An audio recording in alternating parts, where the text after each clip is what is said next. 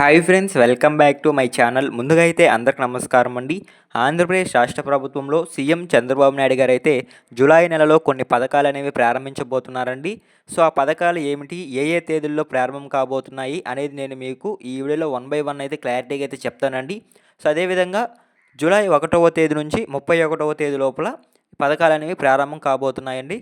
So వాటి list అనేది నేను మీకు ఇప్పుడు వన్ బై వన్ అయితే క్లారిటీగా అయితే చెప్తాను. అంతకంటే ముందు మన ఛానల్ ఎవరైనా ఫస్ట్ టైం విజిట్ చేస్తుంటే ఛానల్ చూసి కంటెంట్ నచ్చినట్లయితే ప్లీజ్ లైక్ చేసి సబ్స్క్రైబ్ చేయండి. సో మీరు లైక్ చేయడం ద్వారా ఈ వీడియో మరికొందరు రికమెండ్ అయ్యే అవకాశం ఉంటుందండి. వాళ్ళు కూడా యూస్ఫుల్ ఇన్ఫర్మేషన్ తెలుసుకుంటారు. కాబట్టి ప్లీజ్ లైక్ చేసి వెళ్ళండి. సో ఇక లేట్ చేయకుండా అయితే డైరెక్ట్గా అయితే వీడియోలోకి వెళ్ళిపోదామండి. ముందుగా చూసుకున్నట్లయితే జూలై 1వ తేదీన యథావిధిగా సామాజిక పింఛన్లు అనేవి పంపిణీ చేయడం జరుగుతుందండి ప్రతి నెల అయితే. సో అదేవిధంగా దానితో పాటు స్పోర్ట్స్ పింఛన్స్ అనేవి యాడ్ చేయబోతున్నట్లయితే సమాచారం అయితే రావడం జరిగిందండి. సో రాష్ట్రంలో ఎవరైతే స్పోర్ట్స్ పెన్షన్స్కి దరఖాస్తులు చేసుకోన్నారో సో వాళ్ళ లిస్ట్ అనేది రీసెంట్గా అయితే రిలీజ్ కావడం జరిగింది. సో మొత్తంగా 71,340 మందికి అయితే ఈ స్పోర్ట్స్ పెన్షన్స్ అనేవి శాంక్షన్ చేయడం జరిగిందండి. సో ఇవి మామూలుగా జూన్ 12వ తేదీన విడుదల చేయాల్సి ఉండింది. కాకపోతే ఆ రోజున కొన్ని పథకాలు అనేవి ప్రారంభించడం జరిగిందండి సీఎం చంద్రబాబు నాయుడు గారు అయితే. సో దానివల్ల అయితే జూన్ 12వ తేదీన ఈ స్పోర్ట్స్ పెన్షన్స్ అనేవి పంపిణీ చేయలేదు.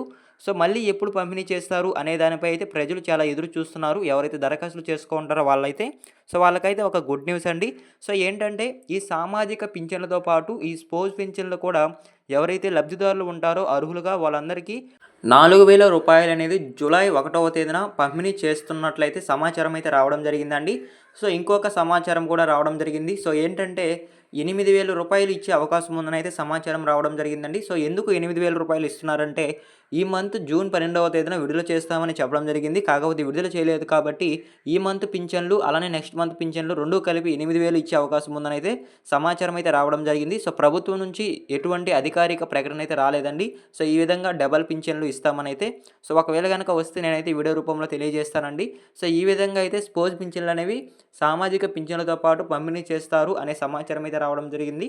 సో మీకు క్లారిటీగా అయితే అర్థమైందని అనుకుంటున్నానండి. సో అదేవిధంగా నెక్స్ట్ చూసుకున్నట్లయితే జూలై 5వ తేదీన తల్లికి వందనం రెండో విడత అమౌంట్ అనేది రిలీజ్ చేస్తున్నట్లయితే సమాచారం అయితే రావడం జరిగిందండి. సో ఈ రెండో విడత ఎవరికి అకౌంట్లో జమ అవుతుంది అనే విషయానికి కనుక వచ్చినట్లయితే జూన్ 12వ తేదీన విడుదల చేసినప్పుడు ఎవరైతే అర్హులుగా ఉండి వాళ్ళ బ్యాంక్ ఖాతాలో పడలేదో సో వాళ్ళకి జూలై 5వ తేదీ లోపల మళ్ళీ రెండో విడత కింద వాళ్ళ బ్యాంక్ ఖాతాలో జమ చేస్తామని చెప్పడం జరిగిందండి రాష్ట్ర ప్రభుత్వం సీఎం చంద్రబాబు నాయుడు గారు అయితే. సో అదేవిధంగా ఎవరైతే 10వ తరగతి పూర్తి చేసుకొని ఇంటర్మీడియట్‌కి వెళ్ళి ఉంటారో సో వాళ్ళ అడ్మిషన్లు అనేవి పూర్తయిన తర్వాత వాళ్ళ దగ్గర దరఖాస్తులు అనేవి స్వీకరించి జూలై 5వ తేదీ లోపలైతే ఈ అమౌంట్ కూడా విడుదల చేస్తామని చెప్పడం జరిగిందండి. అదేవిధంగా ఎవరైతే యూకేజీ, ఎల్కేజీ పూర్తి చేసుకొని 1వ తరగతికి అడ్మిషన్లు పొంది ఉంటారో సో వాళ్ళకి కూడా ఈ తల్లికి వందనం రెండో విడత కింద అమౌంట్ అనేది జమ చేస్తామని చెప్పడం జరిగింది. సో ఈ నెల 30వ తేదీ దాకా అయితే సచివాలయంలో అయితే అడ్మిషన్ల దరఖాస్తులు అనేవి స్వీకరించడం జరుగుతుందండి తల్లికి వందనంకి సంబంధించి. సో ఎవరైతే దరఖాస్తులు చేసుకొని ఉంటారో ఆ దరఖాస్తులు అన్నిటిని పరిశీలించి ఫైనల్ లిస్ట్ చేసి జూలై 5వ తేదీన రెండో విడత అనేది విడుదల చేస్తారండి. సో ఈ విధంగా అయితే 10వ తరగతి పూర్తయిన వాళ్ళకి, అదేవిధంగా యూకేజీ, ఎల్కేజీ పూర్తి చేసుకుని 1వ తరగతిలో జాయిన్ అయిన వాళ్ళకి, అదేవిధంగా ఎవరికైతే పడలేదు అని దరఖాస్తులు చేసుకుంటారో వాళ్ళు ఒకవేళ అర్హులుగా ఉంటే వాళ్ళకి కూడా ఈ అమౌంట్ అనేది విడుదల చేయడం జరుగుతుందండి. జూలై 5వ తేదీ లోపలైతే మీకు తల్లికి వందనం రెండో విడత అమౌంట్ అనేది రాష్ట్ర ప్రభుత్వం విడుదల చేయడం జరుగుతుంది. సో మీకు ఒక క్లారిటీ అయితే వచ్చిందనుకుంటున్నాను తల్లికి వందనం రెండో విడతకి సంబంధించి అయితే. సో ఇదేనండి. అదేవిధంగా నెక్స్ట్ చూసుకున్నట్లయితే స్మార్ట్ రేషన్ కార్డులు అండి. సో స్మార్ట్ రేషన్ కార్డులు అనేవి సో ఎవరైతే కొత్త రేషన్ కార్డులు కావాలని దరఖాస్తులు చేసుకున్నారో రీసెంట్గా అయితే ప్రభుత్వం అయితే ఆప్షన్ అయితే కల్పించడం జరిగిందండి. సో ఏంటంటే కొత్తగా మ్యారేజ్ అయిన వాళ్ళు సపరేట్ అవ్వచ్చు, అదేవిధంగా మరణించిన వాళ్ళని రేషన్ కార్డులోంచి తొలగించడం, అదేవిధంగా ఎవరికైనా కొత్త రేషన్ కార్డు కనుక ఇంతవరకు లేకుండా ఉంటే వాళ్ళకి కూడా రేషన్ కార్డు ఇవ్వడం. సో ఇలా దరఖాస్తులు చేసుకోమని అయితే ఆప్షన్ అయితే కల్పించింది. సో వాళ్ళల్లో ఎవరైతే కొత్తగా రేషన్ కార్డులు కావాలి అని అయితే దరఖాస్తులు చేసుకొని ఉంటారో సో వాళ్ళకి నెక్స్ట్ మంత్ జూలైలో రేషన్ కార్డులు ఇచ్చే అవకాశం అయితే ఉంటుందని అయితే సమాచారం అయితే రావడం జరిగిందండి. సో ఏ విధంగా రేషన్ కార్డులు పంపిణీ చేస్తారనే విషయానికి కనుక వచ్చినట్లయితే సో మీరు రేషన్ అనేది ఏ డీలర్ల దగ్గర తీసుకుంటున్నారో సో ఆ డీలర్ల దగ్గరే ఈ స్మార్ట్ రేషన్ కార్డులు అనేవి ఇస్తున్నట్లయితే సమాచారం అయితే రావడం జరిగిందండి. సో డీలర్ల ద్వారా అయితే మీరు స్మార్ట్ రేషన్ కార్డులు అనేవి తీసుకోవచ్చు. సో స్మార్ట్ రేషన్ కార్డులు అనేది ఇంతవరకు రాష్ట్ర ప్రభుత్వంలో ఉన్న రేషన్ కార్డులకి దీనికి చాలా తేడా అయితే ఉందండి. సో ఏంటంటే ప్రభుత్వానికి సంబంధించి ఎటువంటి ఇమేజ్ అనేది ఈ స్మార్ట్ రేషన్ కార్డుల పైన ఉండదు అని అయితే ప్రభుత్వం అయితే చెప్పడం జరిగిందండి.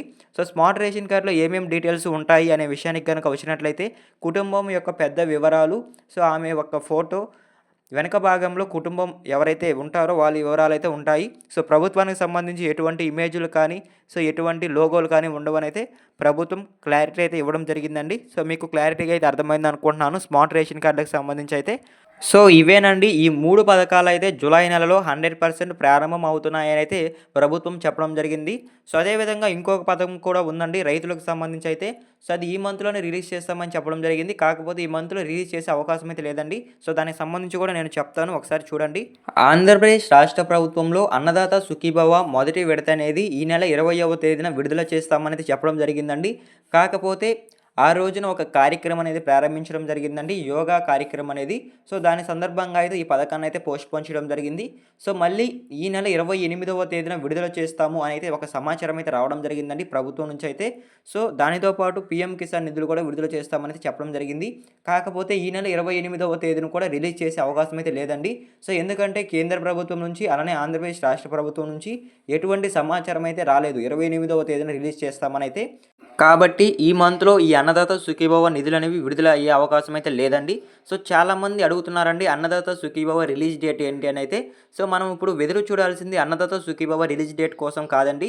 సో పీఎం కిసాన్ నిధులు ఎప్పుడు విడుదల చేస్తే అప్పుడే అన్నదాత సుఖీభవ నిధులు విడుదల చేస్తామనైతే సీఎం చంద్రబాబు నాయుడు గారు అయితే తెలియజేయడం జరిగింది.